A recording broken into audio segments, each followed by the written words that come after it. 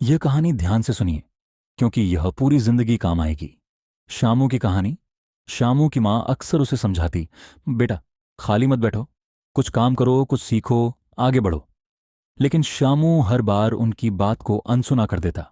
गांव के ही एक मेहनती किसान, रामू चाचा, हर दिन सुबह से शाम तक खेतों में मेहनत करते थे। एक दिन उन्होंने श्यामू से कहा, बेटा खाली समय इंसान का सबसे बड़ा दुश्मन होता है। अगर तुमने इस समय का सही उपयोग नहीं किया तो यह तुम्हारी सबसे बड़ी हार बन जाएगी। श्यामू ने हंसते हुए कहा, चाचा अभी तो मैं बच्चा हूं, मेहनत बाद में कर लूंगा, अभी तो आराम करने दो। कुछ समय बाद गांव में एक बड़े व्यापारी आए। उन्होंने घोषणा की, मैं उन बच्चों को नौकरी दूंगा जो मेहनती हैं और अपने समय का सही उपयोग करना जानते हैं, लेकिन इसके लिए एक परीक्षा होगी। गांव के सभी बच्चे उत्साहित हो गए। श्यामू ने भी परीक्षा में भाग लेने का सोचा, लेकिन उसे एहसास हुआ कि उसने कभी कुछ नया नहीं सीखा, न ही किसी चीज में मेहनत की। परीक्षा के लिए बच्चों को 10 दिनों में कोई भी नया कौशल सीखना था, जैसे चित्रकारी, बागवानी, लकड़ी का काम या संगीत। श्यामू ने पहले 2 दिन यूं ही बर्बाद कर दिए। जब उसने देखा कि उसके दोस्त मेहनत कर रहे हैं तो उसे चिंता हुई। उसने अपने दोस्त मोहन से पूछा, तू क्या कर रहा है?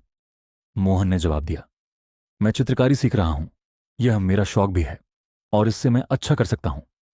श्यामू को एहसास हुआ कि खाली बैठने से उसके पास न तो कोई हुनर है और न ही कोई अनुभव। उसने जल्दी जल्दी कुछ सीखने की कोशिश की, लेकिन समय बहुत कम था। 10 दिन बाद परीक्षा हुई। व्यापारी ने सभी बच्चों के काम देखे। मोहन की सुंदर चित्रकारी की खूब तारीफ हुई।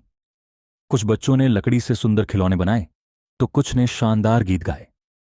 लेकिन जब श्यामू की बारी आई तो वह सिर झुकाकर खड़ा हो गया। उसके पास दिखाने के लिए कुछ भी नहीं था। व्यापारी ने पूछा, बेटा तुमने 10 दिनों में कुछ क्यों नहीं सीखा? श्यामू ने धीरे से कहा, मैंने समय बर्बाद कर दिया। व्यापारी ने उसे समझाया, खाली समय सोने जैसा होता है, अगर तुम इसे यूं ही बर्बाद करोगे तो भविष्य में पछताना पड़ेगा। समय किसी का इंतजार नहीं करता। उस दिन के बाद श्यामू ने ठान लिया कि अब वह कभी खाली नहीं बैठेगा। उसने किताबें पढ़नी शुरू की, नए कौशल सीखे और मेहनत करना शुरू किया। धीरे धीरे वह गांव के सबसे मेहनती लड़कों में से एक बन गया।